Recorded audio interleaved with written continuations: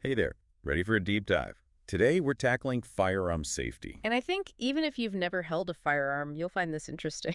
Absolutely. We're not just going over the basic rules, we're going deeper, exploring the why behind them, and you might be surprised at what we uncover. Yeah, I think sometimes people forget that these practices aren't arbitrary.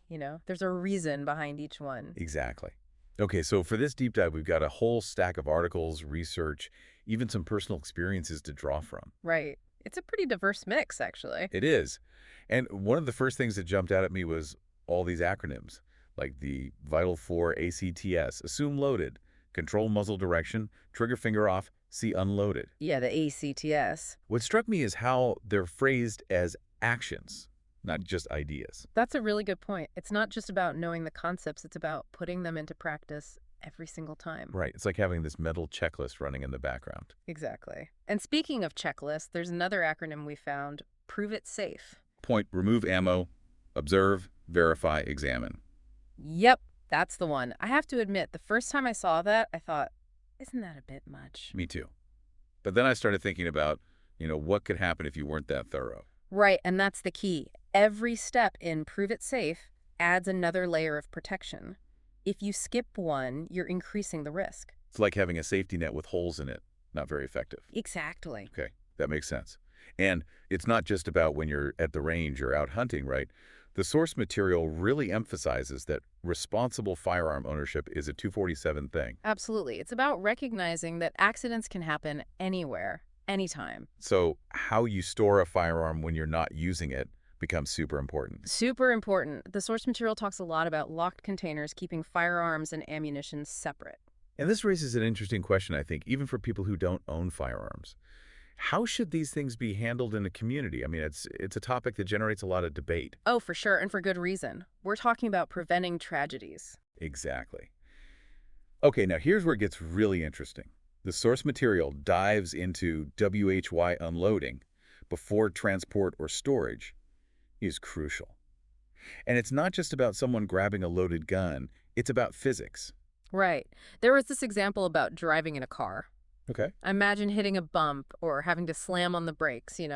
That jolt could actually be enough to cause an accidental discharge if a firearm is loaded. Wow, I never thought about it that way. It's about understanding how even seemingly minor forces can have huge consequences. So it's really about thinking ahead, anticipating those what-if scenarios. Exactly. And that brings us to another crucial point, knowing your target and what's beyond it.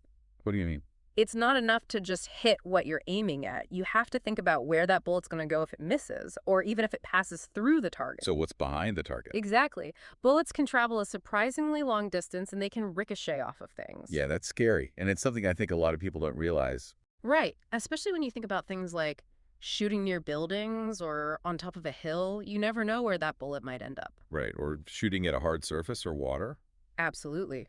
Ricochets are unpredictable and dangerous. It's like you're responsible for where that bullet ends up, not just where you aimed it. Exactly. And speaking of aiming, the source had this really interesting point about scopes. Scopes. Yeah, they actually caution against using scopes for target identification. Wait, really? Why wouldn't you use a scope to make sure you're aiming at the right thing? Because a scope can magnify your view, but it doesn't tell you the whole story. Like what? Well, there's always the risk of mistaken identity, especially at a distance.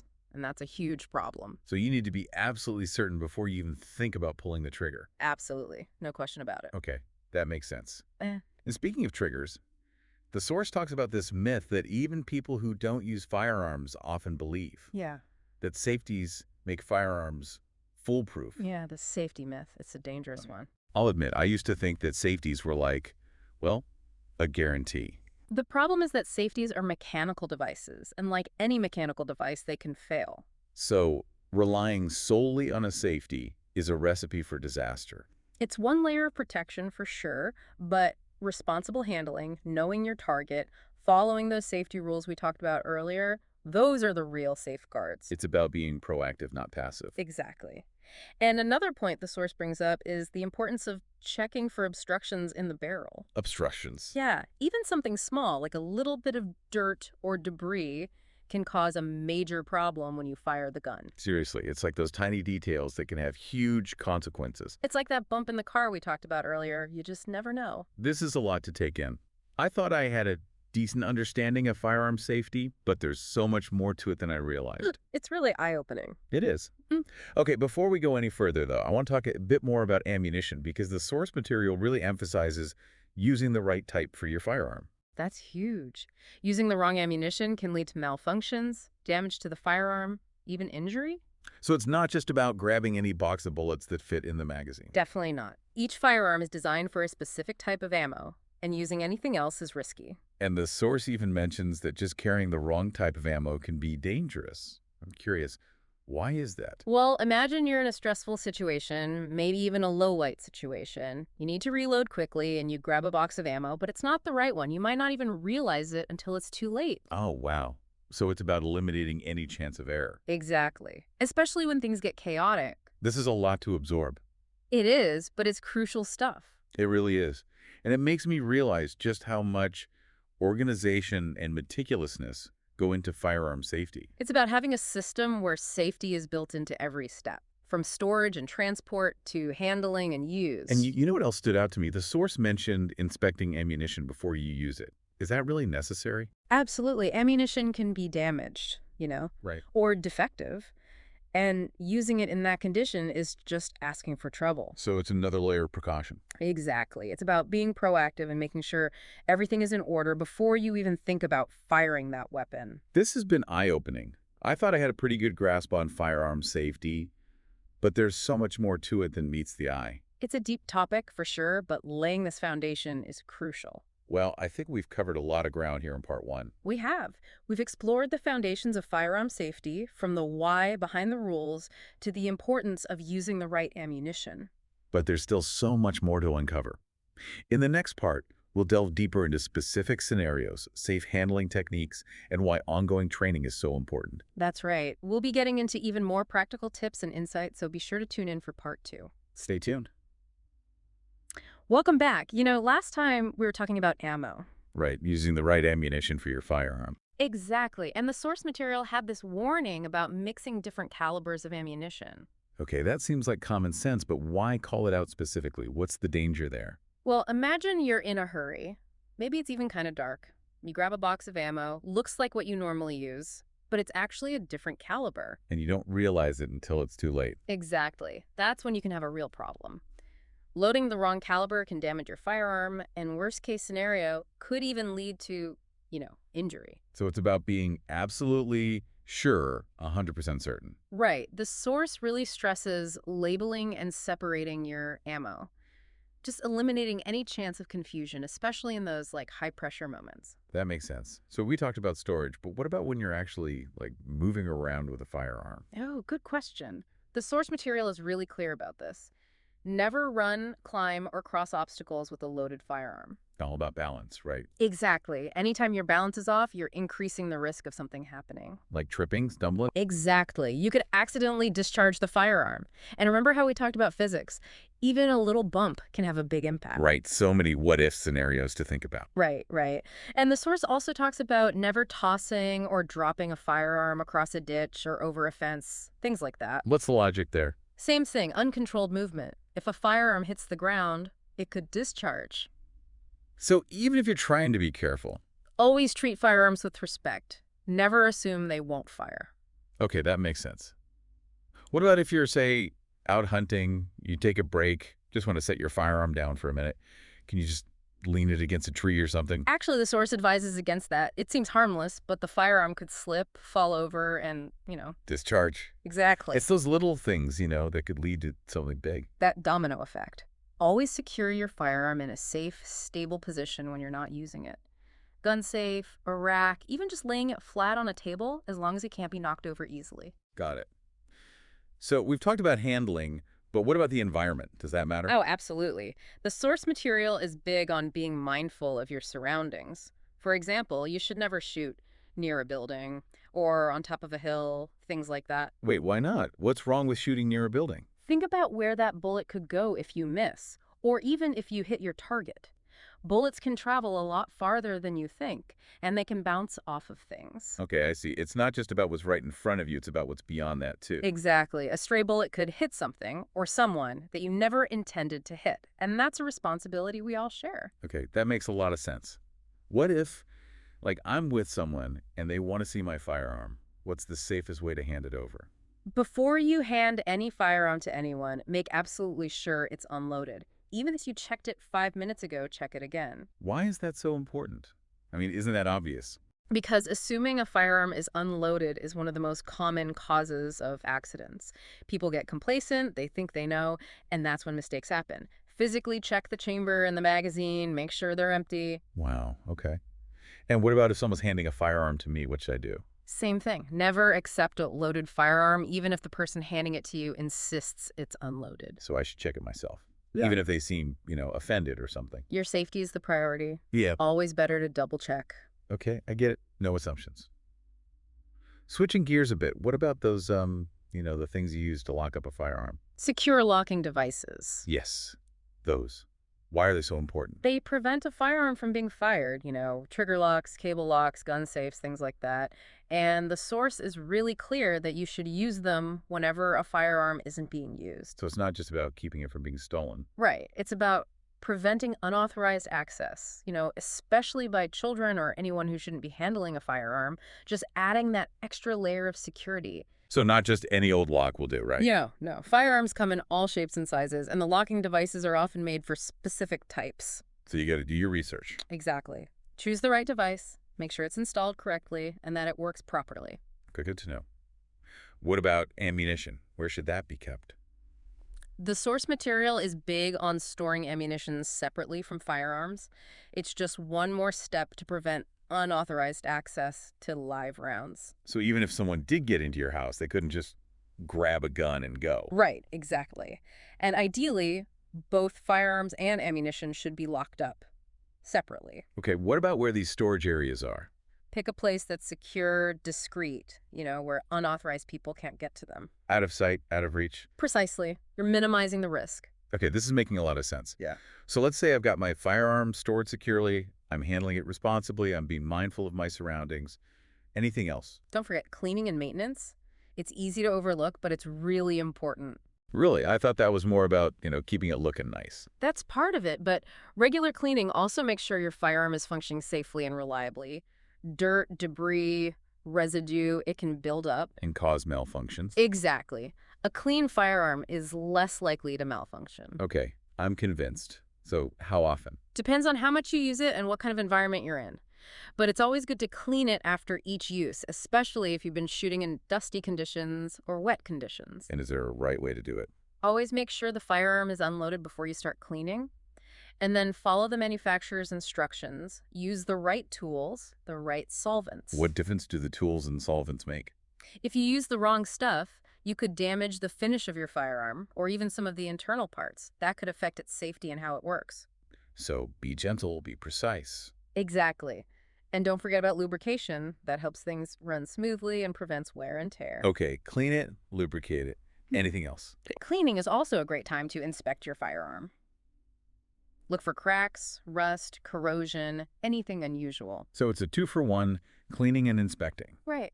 If you spot something, it's always best to talk to a gunsmith, just to be safe. So it's about catching problems early. Exactly. Maintenance is a big part of being a responsible firearm owner. Okay, that makes sense. What about if I need to transport my firearm? Any special precautions there? Transporting firearms safely is really important. And again, the number one rule is always transport firearms unloaded. I feel like we've heard that one before.